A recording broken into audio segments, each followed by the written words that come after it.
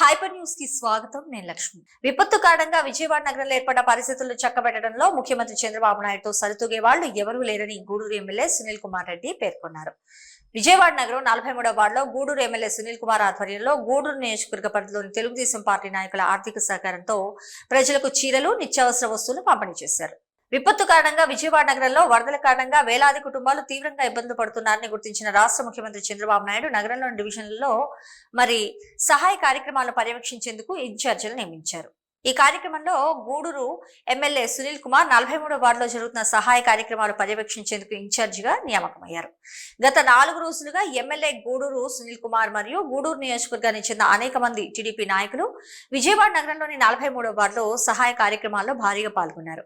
ఈ క్రమంలో గూడూరు నియోజకవర్గ పరిధిలోని పలువురు టీడీపీ నాయకుల ఆర్థిక సహకారంతో ఎమ్మెల్యే సునీల్ కుమార్ ఆధ్వర్యంలో విజయవాడ నగరంలో 43వ వార్డులో ప్రజలకు చీరలు మరియు నిత్యావసర వస్తువులను పంపిణీ చేశారు. ఈ సందర్భంగా గూడూరు ఎమ్మెల్యే సునీల్ కుమార్ మాట్లాడుతూ విపత్కర పరిస్థితుల్లో బాధలు పడుతున్న విజయవాడ మహానగరంలోని 43వ వార్డు ప్రజలకు గూడూరు నియోజకవర్గ టీడీపీ నాయకుల సహకారంతో తాము చేయగలిగిన సహాయ సహకారాలు అందించగలిగామని తెలిపారు. స్థానిక నాయకులు మాకు ఎంతో సహకరించారని వారందరికీ ధన్యవాదాలు తెలుపుకుంటున్నామని చెప్పుకొచ్చారు. ప్రజలు ఇబ్బందులలో ఉన్న సమయంలోనే తెలుగుదేశం పార్టీ నాయకులు ప్రజలకు నిత్యం అందుబాటులో ఉంటూ వారి సమస్యలు పరిష్కరించేందుకు తీవ్రంగా కృషి చేయడం అభినందనీయమంటూ పేరు పేరున అందరికీ ధన్యవాదాలు తెలిపారు.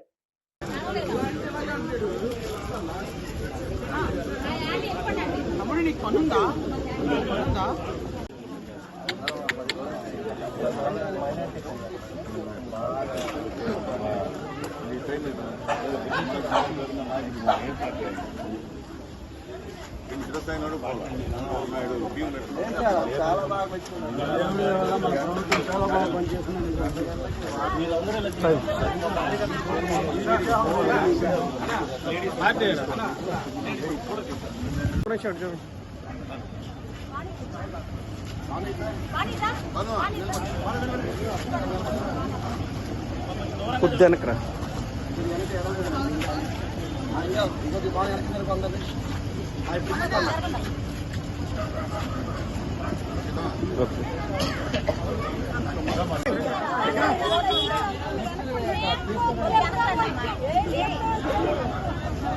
ఓకే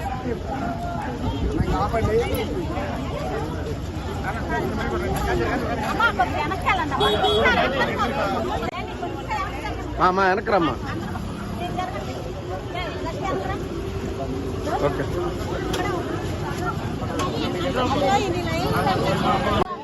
అక్క కొద్ది సైడ్కి అక్క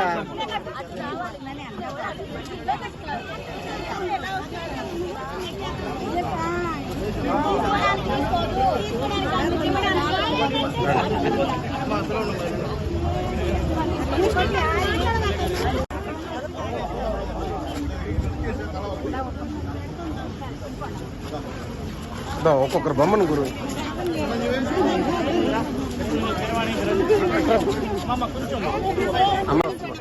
ఒకరో సైడ్ రండి సార్. సార్ సార్ ఎమ్మెల్యే గారు ఒక్కరో పట్టుకోండి సార్. ఇంటికి వస్తుందని చెప్పా కదా, ఇక్కడ వాళ్ళకి ఈ సందులో వాళ్ళకి ఇస్తారు, మీ ఇంటికి వస్తుంది.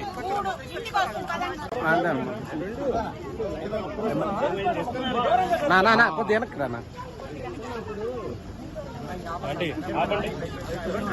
కొద్దిగా సైడ్కి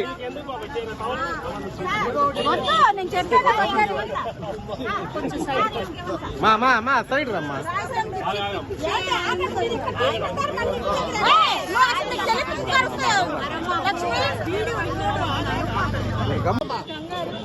ఎమ్మెల్యే గారు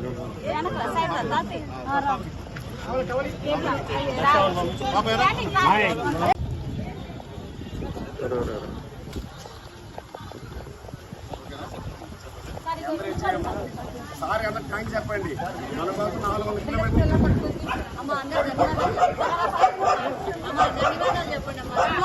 అమ్మా సైడ్కి రమ్మా తల్లి. పట్టుకొని మీరు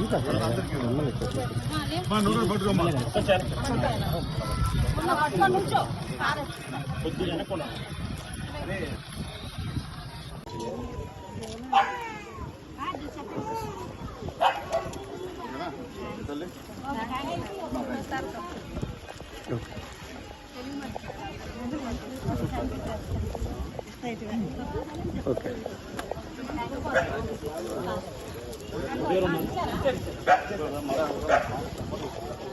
ఓకే సార్.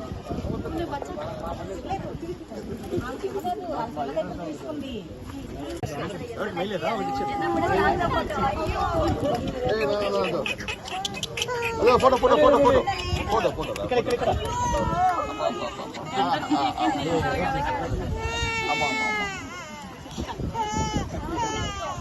నమస్కారం. ఈరోజు మా నాయకులు నారా చంద్రబాబు నాయుడు గారు, మా యువ నాయకులు లోకేష్ బాబు గారి ఆదేశాల మేరకు 43వ డివిజన్లో ఇక్కడ నన్ను ఇన్ఛార్జిగా వేయడం జరిగింది.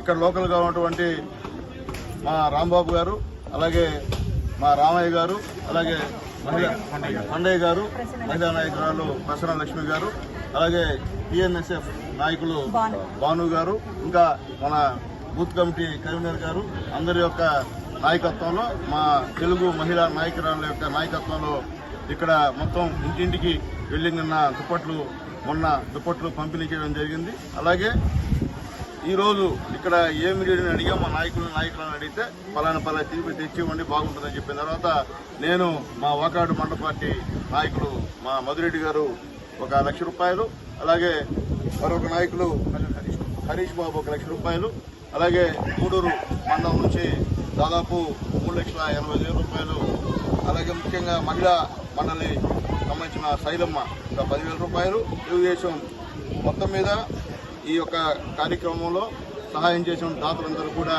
మనస్ఫూర్తిగా ధన్యవాదాలు తెలియజేస్తున్నాం. అలాగే శ్రావణి గూడూరు మాజీ వైస్ ఎంపీపీ 50,000 రూపాయలు, అలాగే చిలకూరు నుంచి నాగరాజ, అలాగే ఏడుకొండలు వీళ్ళందరి యొక్క సహాయం, అలాగే మొత్తం మీద మా సతీష్ రెడ్డి గారు, మా యశ్వంత్, అలాగే అందరికన్నా ముఖ్యంగా పెద్దలు తాళంకి నానాజీ గారి సహాయ సహకారాలతో ఈ యొక్క సహాయ కార్యక్రమాలు చేస్తున్నాం. ఎందువల్లంటే ఈరోజు చంద్రబాబు నాయుడు గారు అయితేనే ఈ వరద మేనేజ్మెంట్ చేయగల ఏకైక నాయకుడు చంద్రబాబు నాయుడు గారు ఒక్కడే. అలాగే ఒకవేళ ప్రతిపక్ష నాయకుడు ఉంటే చేతులు చేసింది ఇప్పటికి. మా నాయకుడు ఇప్పుడు దాకా మమ్మల్ని నుంచి ఈరోజు రిలీజ్ చేస్తున్నాడు. అంటే ప్రతిరోజు ఈవినింగ్ మా అందరితో కూడా టెలికాన్ఫరెన్స్తో మాట్లాడి నువ్వు ఏం చేసావు, నువ్వు ఎక్కడికి వెళ్ళావు, ఏం చేస్తున్నావు, మాతో కూడా మా ఎమ్మెల్యేలను కూడా అధికారులతో పాటు కట్టేసి అంతా కూడా చేసి ఈరోజు చేస్తున్నాం. అయితే మా సంతోషం. ఎందువల్లంటే ఇలాంటి విపత్తికర పరిస్థితుల్లో మా వంతు తెలుగుదేశం పార్టీ నాయకులుగా అందరికీ పార్టీలకు అతీతంగా మాకు తోచినటువంటి సహాయం గూడూరు నుంచి ఇక్కడ తీసుకొచ్చి వీళ్ళందరికీ కూడా ఇస్తున్నామంటే అదంతా మా నాయకులు గూడూరు నియోజకవర్గం తెలుగుదేశం పార్టీ నాయకుల సహాయ సహకారాలని తెలియజేస్తూ ఉన్నటువంటి 4 రోజులు అందరు నాయకులు మాకు బాగా కోఆపరేట్ చేశారు. ఎక్కడ కూడా ఏమి ఇబ్బందులు లేకుండా ప్రశాంతంగా సిస్టమేటిక్గా, అదే మనకు కావాల్సింది, గలబా లేకుండా సిస్టమేటిక్గా పంచడం జరిగింది. చాలా సంతోషం. అట్లాగే భవిష్యత్తులో కూడా నేను ఊరికి వెళ్తున్నాయా, భవిష్యత్తులో కూడా ఇంకేదన్నా మీరు మా పార్టీ అవసరం అంటే మాత్రం మీరు ఎవరైనా ఖచ్చితంగా ఇంటికి వచ్చి మాతో రోజు భోజనం చేసి మీరు అందరూ కూడా వెళ్ళాలని చెప్పి మిమ్మల్ని అందరినీ కోరుకుంటూ మరొకసారి ఈ విషయంలో సహాయం చేసినటువంటి నా గూడూరు నియోజకవర్గం కూడా పేరున ధన్యవాదాలు తెలియజేస్తూ, అలాగే ఇక్కడ స్థానికంగా ఉన్నటువంటి మా ఎంపీ గారు చిన్ని గారు, కేశినేని చిన్ని గారు, అలాగే ఎమ్మెల్యే మా సుజనా చౌదరి గారు, వీళ్ళందరూ కూడా మనస్ఫూర్తిగా, అలాగే మేరావల్లి గారు, వీళ్ళందరూ కూడా పేరున ధన్యవాదాలు తెలియజేస్తున్నాం. వాళ్ళు కూడా ఈరోజు సహాయ కార్యక్రమాలు కూడా బ్రహ్మాండంగా చేస్తున్నారు. ప్రజలకు అందుబాటులో ఉంటున్నారు తప్పించుకోపోకుండా. అదే వైఎస్ఆర్సీపీ నాయకులు తప్పించుకొని తిరుగుతారు, జనాలు ఏం చేయాలి ఏం చెప్పలేక. మేము మా నాయకుడు చెప్పింది ఒకటే, ప్రజలకు ఏం కావాలో చూడండి, ఎక్కడ కూడా ప్రజలు ఇబ్బంది లేకుండా సహాయ చర్యల్లో ఇంత చిన్న ఆటకం కూడా ఉండకూడదు, ఎవరు ఎంత నష్టపోయారో స్పష్టంగా మీరు రాసి ఖచ్చితంగా ఇవ్వండి అని చెప్పారు. అందువల్ల సర్వే కొద్దిగా ఆలస్యం అవుతుంది. మొదటి రోజు 33% అయింది, నిన్న బాగానే జరిగింది, ఈ రోజుతో కూడా సర్వే కంప్లీట్ అయిపోతుందని చెప్పి అధికారులు చెప్పారు. కాబట్టి అందరూ కూడా ఖచ్చితంగా ఒక 5-6 రోజుల్లో మీకు ఆర్థిక సహాయం కూడా ఇచ్చేటువంటి కార్యక్రమం కూడా చేస్తామని చెప్పి నేను తెలియజేస్తున్నాను. అలాగే మా నాయకులు, ముఖ్య నాయకులు అనుమతిస్తే నిజంగా పేదవాడు ఎక్కడైతే ఇబ్బంది పడ్డాడో ఆ పేర్లు కూడా ఇస్తే మాకు మేము ఏదో విధంగా వాళ్ళు కూడా సాయం చేస్తామని చెప్పి మా నాయకులకు తెలియజేస్తూ సెలవు తీసుకుంటున్నాం. ప్రభుత్వ సహకార సంఘాలను కంప్యూటరీకరణ చేస్తున్నారని, ఇందులో భాగంగా సంఘ సభ్యులు కేవైసీ డీటెయిల్స్ ని సొసైటీకి అందించాలని, ఈ సంఘంలో సుమారు 1000 మంది దాకా సభ్యులున్నారని, అందులో 600 మంది మాత్రమే వారి డీటెయిల్స్ ఇవ్వడం జరిగిందని, మిగతా వారు కూడా అందజేయాలని డివిజనల్ సహకార శాఖ అధికారి రవి రాజశేఖర్ అన్నారు. చిల్లకూరు మండలం తిప్పకుంటపాలెంలో ప్రాథమిక వ్యవసాయ సహకార సంఘ కార్యాలయ ఆవరణలో మహాజన సభ కార్యక్రమాన్ని నిర్వహించారు. చిల్లకూరు మండలం తిప్పకుంటపాలెంలో ప్రాథమిక వ్యవసాయ సహకార సంఘ కార్యాలయ ఆవరణలో నిర్వహించిన మహాజన సభ కార్యక్రమంలో పాల్గొన్న డివిజనల్ సహకార శాఖ అధికారి రవి రాజశేఖర్ మాట్లాడుతూ, ప్రభుత్వ సహకార సంఘాలను కంప్యూటరీకరణ చేస్తుందని, ఇందులో భాగంగా సంఘ సభ్యులు కేవైసీ డీటెయిల్స్ ని సొసైటీకి అందించాలని సూచించారు. ఈ కంప్యూటరీకరణ కోసం మన రాష్ట్రానికి నాబార్డు నిధుల నుండి 2000 కోట్ల నిధులు ఖర్చు చేసినట్లు తెలిపారు. ఇక నుండి ఆన్లైన్ విధానంలోనే సహకార సంఘ కార్యకలాపాలు జరుగుతాయని తెలియజేశారు. ఈ కార్యక్రమంలో అసిస్టెంట్ రిజిస్ట్రార్ విద్యాసాగర్, సహకార సంఘ సభ్యులు, అధికారులు, సిబ్బంది తదితరులు పాల్గొన్నారు. ఇస్తా ఉన్నాము. అదేవిధంగా త్వరలో కూడా వేదిక మీద ఉన్న నా సహచర మిత్రులకు, పాలకవర్గ సభ్యులకు, ప్రెసిడెంట్ గారికి, వైస్ ప్రెసిడెంట్ గారికి, మరియు ఈ సమావేశానికి చేసిన రైతు మిత్రులు చెప్పినట్టు central government funds, state government collaboration తోటి కంప్యూటరైజేషన్ ప్యాక్స్ అనేది ఒక సిస్టమ్ వచ్చింది. దానికి దేశం మన రాష్ట్రానికి ఒక 2000 కోట్లు నబార్డ్ ఫండ్స్ ఇచ్చారు. ఈ 2000 కోట్లు పెట్టి మనకి కంప్యూటరైజ్ చేయాలి సిస్టమ్స్ అన్ని. అంటే సిస్టమ్స్ మీద అంటే బుక్స్ అన్ని పక్కన పెట్టేసి ఇంకంతా సిస్టంలోనే నడిపే విధానాన్ని తీసుకొచ్చారు. అంటే అన్ని నేషనలైజ్ బ్యాంక్స్ ఎలా నడుస్తున్నాయో మన కోఆపరేటివ్ సొసైటీస్ కూడా ఈ జస్ట్ మీరు సొసైటీస్ అనుకుంటున్నారు, ఈ సొసైటీస్ కాదు, కాబోయే బ్యాంకులు. కాబట్టి ఇది ఫ్యూచర్ కోసం ఇప్పటి నుంచే సిస్టంలో అలవాటు చేయడానికి కోసంగా ఈ చిన్న చిన్న సొసైటీలని పెద్దగా వృద్ధి చెంది డెవలప్ అయిన తర్వాత ఈ మెంబర్స్ అందరూ వాళ్ళ పార్ట్నర్స్ అయిపోతారు. వీళ్ళందరూ వాటాదారులు అయిపోతారు బ్యాంకులకి. అలాగే ఈ చిన్న చిన్న బ్యాంకులు కలిపి పెద్ద బ్యాంకు ఫైనాన్స్ తీసుకుంటుంటాయి. అది మీకు ఐడియా ఉంది కదా. ఏ బ్యాంక్ అయినా పెద్ద బ్యాంకు నుంచి చిన్న బ్యాంకు, చిన్న బ్యాంకు నుంచి చిన్న బ్యాంకు తెచ్చుకోవాల్సింది అప్పుడు.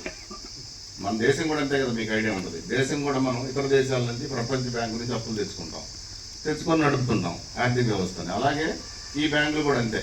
సో ఇది చిన్న సొసైటీ ఏం కాదు, కాబోయే పెద్ద బ్యాంకు. కాబట్టి మన బ్యాంకుని, మన సొసైటీని మనం కాపాడుకోవాలంటే మనం ఏం చేయాలి? అసలు మన వాటాదారులు ఎంతమంది? ఇప్పుడు రాజకీయాల కోసం ఎంతమందినో మనం మెంబర్లను చేరుస్తాం. సహజంగా ఎలక్షన్స్ అప్పుడు ఏ పార్టీ వాళ్ళు ఆ పార్టీ వాళ్ళని చేర్చుకుంటారు. అలాగే ఎలక్షన్లు అయిపోయిన తర్వాత మళ్ళీ వాళ్ళు కామన్ మెంబర్స్ అయిపోతారు, తరముకుంటారు, పనిచేయరు, దీంట్లో యాక్టివేట్ ఉండదు. చట్టం మనకి ఏం చెబుతుందంటే మినిమం బిజినెస్ చేయాలి, మినిమం సొసైటీతో ట్రాన్సాక్షన్ జరపాలి. ఆ మెంబర్ ఒట్టి మెంబర్ అయితే కుదరదు. మినిమం లోన్ అన్నా తీసుకొని ఉండాలి, ఎరువులన్నా తీసుకొని ఉండాలి, విత్తనాలు, పురుగు మందులు ఏ ఉన్నా ఆ సంఘం ఇచ్చే సేవలను వినియోగించుకున్న వ్యక్తి అయితే అతను ఎలిజిబుల్. అంతేగాని నామినల్గా ఏదో పేరు రాయించుకొని ఆ రోజు ఓటు వేయించుకొని తర్వాత అతను ఎవరో మనకు తెలియదు, మనం ఎవరో అతనికి తెలియదు. అతని ఫోన్ నెంబర్ ఉండదు, అతని ఆధార్ నెంబర్ ఉండదు, అసలు మన ఊరోడో కాదో కూడా తెలియదు, మన ఏరియా ఆపరేషన్ ఉన్నాడో లేదో తెలియదు. తిరుపతి జిల్లా గూడూరు పట్టణానికి చెందిన స్వర్ణాంధ్ర భారతి ఇంగ్లీష్ మీడియం పాఠశాల యాజమాన్యం ఆధ్వర్యంలో గూడూరు పట్టణంలో విజయవాడ వరద బాధితులను ఆదుకునేందుకు విరాళాలు ఇవ్వాలని ప్రజలకు విజ్ఞప్తి చేస్తూ భారీ ర్యాలీ నిర్వహించారు. ఈ సందర్భంగా స్వర్ణాంధ్ర భారతి ఇంగ్లీష్ మీడియం పాఠశాల యాజమాన్యం మాట్లాడుతూ, విపత్తుల కారణంగా వరదల బారిన పడి ఇబ్బందులు పడుతున్న విజయవాడ నగర ప్రజలను ఆదుకునేందుకు ప్రజలు మానవత్వం చాటుకొని విరాళాలు అందజేయాలని విజ్ఞప్తి చేశారు.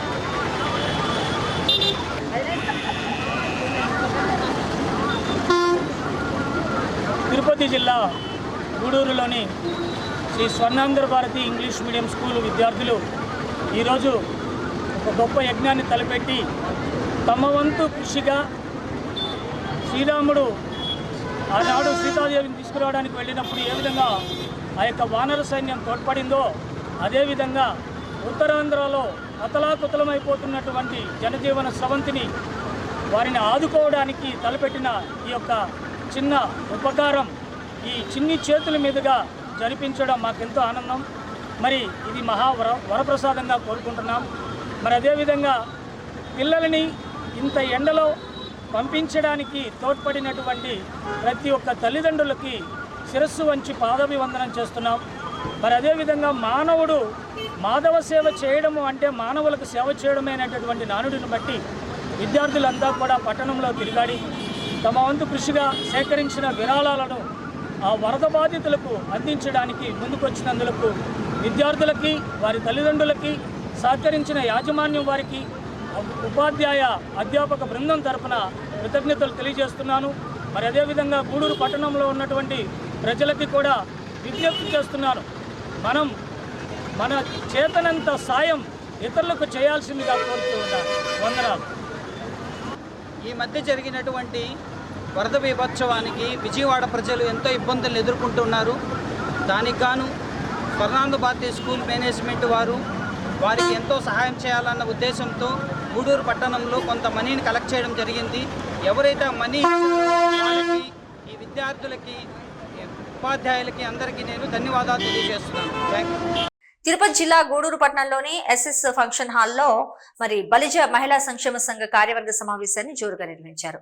బలిజ మహిళా సంక్షేమ సంఘ అధ్యక్షురాలు పద్మావతి మాట్లాడుతూ బలిజ కమ్యూనిటీ మహిళల్లో ఆర్థిక సాధికారత సాధించేందుకు బలిజ మహిళా సంక్షేమ సంఘం తోడ్పాటునిస్తుందని తెలిపారు. ఈ కార్యక్రమంలో బలిజ మహిళా సంక్షేమ సంఘ గౌరవ అధ్యక్షురాలు సారంగం సులక్ష్మి, కార్యవర్గ సభ్యులు తల్లి తదితరులు పాల్గొన్నారు.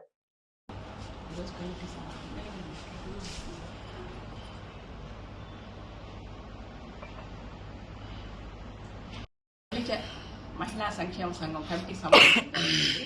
ఈ సమావేశము ప్రతి నెల జరుగుద్ది. ఈ నెలలో జరిగిన కార్యక్రమాలు ఏంది, మనకు వచ్చిన సమస్యలు ఏంది అనేది మా ప్రెసిడెంట్ అందరికీ వివరించి చెప్పి నెక్స్ట్ మంత్ కార్యక్రమాలు కూడా ప్లాన్ చేస్తారు. నిజంగా కూడా ఇది పెట్టేటప్పుడు ఇంత సక్సెస్ అవుతుందని మేము ఊహించలేదు. ఒక అనుకోని పరిస్థితులు గబక్కనే స్టార్ట్ చేసేసాము. కానీ స్టార్ట్ చేసిన టైము మా ప్రెసిడెంట్ వీళ్ళందరూ ఇచ్చే సలహాలు సూచనలతోటి చాలా ముందుకు పోతుంది. ముఖ్యంగా సమస్య పరిష్కార వేదిక అనేది నిజంగా ఎన్ని కోట్లు డొనేషన్ చేసినా కూడా ఇంత తృప్తి రాదు. ఒక మహిళకి సరైన న్యాయం చేయగలిగినప్పుడు కలిగే సంతోషము చాలా అద్భుతంగా ఉంటుంది. అటువంటి అవకాశము మా బలిజ సంక్షేమ సంఘం తరఫున ఈ సమస్య పరిష్కార వేదిక ద్వారా మహిళలకి న్యాయం చేస్తున్నాము. తరఫున మేము ఇప్పటికే ఈ సంస్థను స్థాపించి 6 నెలలు అవుతుంది. ఈ 6 నెలల్లో 7 ప్రోగ్రాంలు అయితే చేశాము. ఈ డొనేషన్ ఇచ్చే వాళ్ళు స్వచ్ఛందంగా ఇస్తున్నారు. వీళ్ళ ప్రోత్సాహంతో మరింత మంది విద్యార్థులను ఆర్థికంగా ఇబ్బంది ఉన్నటువంటి విద్యార్థులను ప్రోత్సహించడానికి మా బలిజ మహిళా సంక్షేమ సంఘం సభ్యులం అందరము, అలాగే ఈ సంఘం ఎప్పుడూ వారికి వెంటగా తోడుగా ఉంటుందని ఆశిస్తున్నాము. సంక్షేమ సంఘం కమిటీ సమావేశం నిర్వహించాము. దీంట్లో మహిళల పరిష్కార వేదిక గురించి ఈరోజు చాలా బాగా మాట్లాడడం జరిగింది. ప్రతి శనివారం ఆదివారం బలిజ మహిళా సంక్షేమ సంఘం బిల్డింగ్లో మీకు ఏమైనా సమస్యలు ఉంటే వెంటనే వచ్చి చెప్తే వాళ్ళు మన విషయాలు మన వివరాలు ఏమి గోప్యంగా ఉంచి పరిష్కరించడం జరుగుతుంది. ఈ మధ్యకాలంలో ఎంతోమంది కాలేజీకి వెళ్లే వాళ్ళు కానీ ఉద్యోగాలకు వెళ్లే వాళ్ళు కానీ ఎన్నో రకాల ఇబ్బందులు ఎదుర్కొంటున్నారు. ఇవన్నీ ఇంట్లో చెప్తే ఎక్కడ వాళ్ళ కెరియర్ ఆగిపోద్దేమో, వాళ్ళకి ఏమన్నా చెడ్డ పేరు వస్తుందేమో, వాళ్ళ గురించి బయటకు తెలుస్తుందేమో అని చెప్పి భయంతో చెప్పక లోపలే పెట్టుకొని చాలా మనోవేదనకు గురవుతున్నారు. ఇవన్నీ మీ మనసులో ఉంచుకొని మీరు సైకాలజికల్గా దెబ్బతినకుండా ఇక్కడికి వచ్చి వీళ్ళకి కానీ చెప్పుకున్నట్లయితే మీ బాధ మీ గురించి ఎవరికి బయట తెలియకుండా మీ సమస్యకు ఒక పరిష్కారాన్ని వీళ్ళు చూపిస్తున్నారు. ఇలాంటివి చాలా జరిగాయి ఇప్పటికే. కాబట్టి మీరెవరు భయపడకుండా ముందుకు వచ్చి మీ సమస్యలు పరిష్కరించుకోవాల్సిందిగా కోరుతున్నాను. తిరుపతి జిల్లా గూడూరు పట్టణంలో ఆర్టీసీ బస్ స్టాండ్ సమీపంలో శ్రీ సాయిబాబా మందిర్లో గురువారం సాయిబాబాకు ప్రత్యేక పూజలు హారతి కార్యక్రమాలు నిర్వహించారు. ప్రతి గురువారం సాయిబాబా మందిరంలో సాయిబాబాకు ప్రత్యేక పూజలు నిర్వహించడం ఆనవాయితీగా వస్తుంది. భక్తులు పెద్ద సంఖ్యలో మందిరంలో జరిగిన ప్రత్యేక పూజల్లో పాల్గొని బాబాను దర్శించుకుని అన్నదాన కార్యక్రమంలో అన్న ప్రసాదాలు స్వీకరించారు.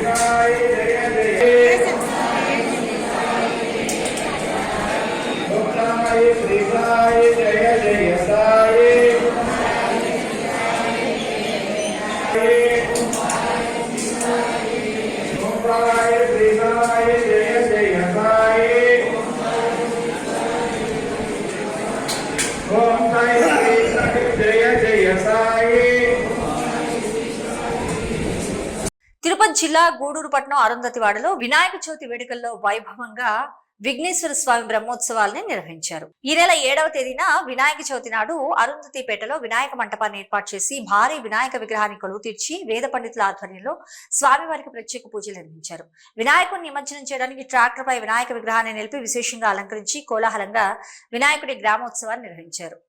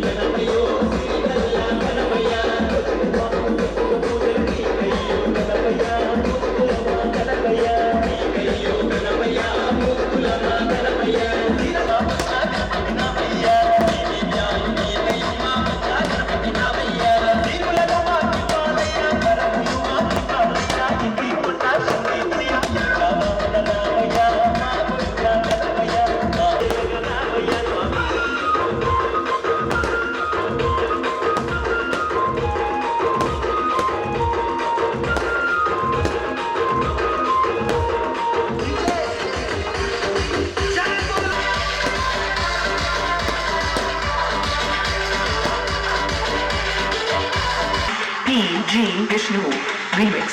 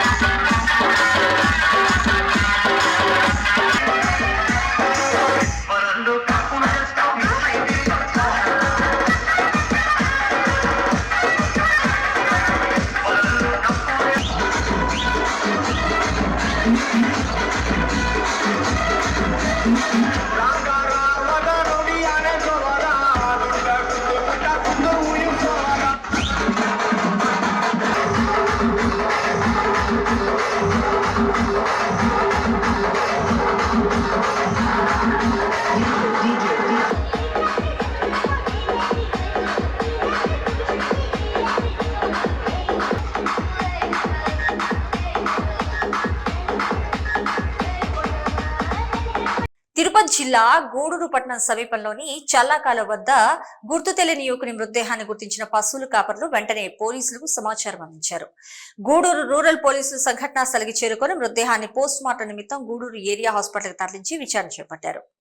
గూడూరు పట్టణ సమీపంలోని చల్లాకాలో ప్రాంతంలో సుమారు 25 సంవత్సరాల వయసు గల యువకుడు మృతి చెందున్నాడు.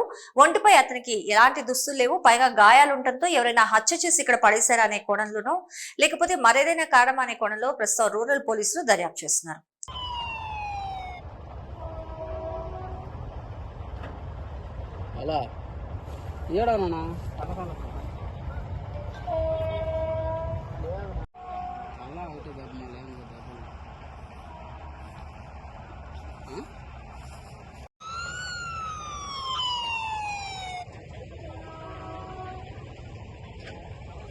అలా ఏడోనా అలకాల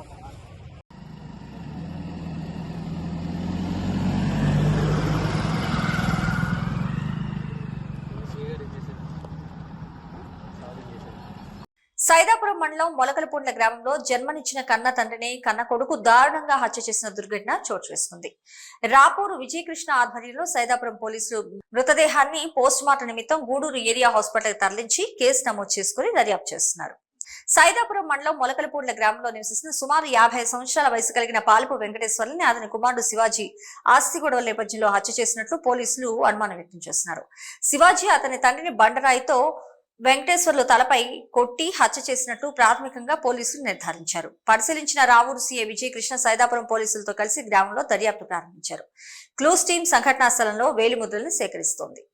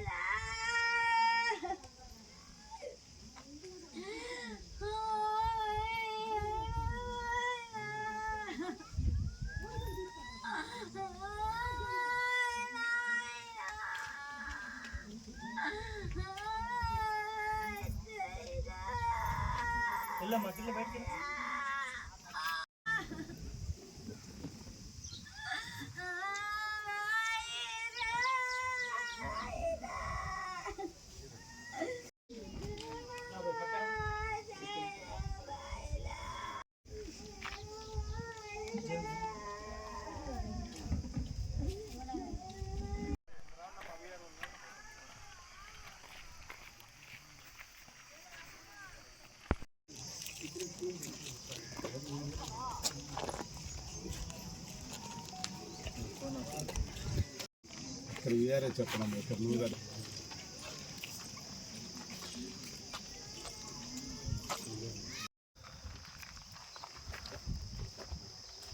ఈరోజు అనగా 12వ తేదీ 9/24 సైదాపురం మండలం మొలకలపూండ్ల గ్రామము తెల్లవారుజామున సుమారు 4 నుంచి 5 గంటల ప్రాంతంలో పాలేపు వెంకటేశ్వర్లు వయసు 55 సంవత్సరాల అతని కొడుకు అయినటువంటి శివాజీ అలియాస్ శివ అనే అతను కుటుంబ కలహాల నేపథ్యంలో ఒక బండరాయి తీసుకొని నిద్రపోతున్న అతని తల మీద మోది విచక్షణారహితంగా దాడి చేసి చంపేసినట్లు మాకు సమాచారం వచ్చింది. దాని మీద మేము సదరు మొలకలపూండ్ల అరుంధతి వాడికి వచ్చి అతని తమ్ముడైనటువంటి శ్రీనివాసులు వారి వద్ద రిపోర్టు తీసుకొని కేసు నమోదు చేసి దర్యాప్తు ప్రారంభించాము. క్లూస్ టీం కూడా వచ్చింది. క్లూస్ టీం కూడా సంఘటనా స్థలంలో ఆధారాలు సేకరిస్తున్నాము. సేకరించిన తర్వాత శివాజీ అనే అలియాస్ శివ ఎవరైతే చనిపోయిన అతని కొడుకు ఎవరైతే దాడి చేశాడో అతన్ని కూడా అదుపులోకి తీసుకున్నాము. దర్యాప్తు చేసి చట్టపరంగా అతని మీద చర్యలు తీసుకోవడం జరుగుతుంది.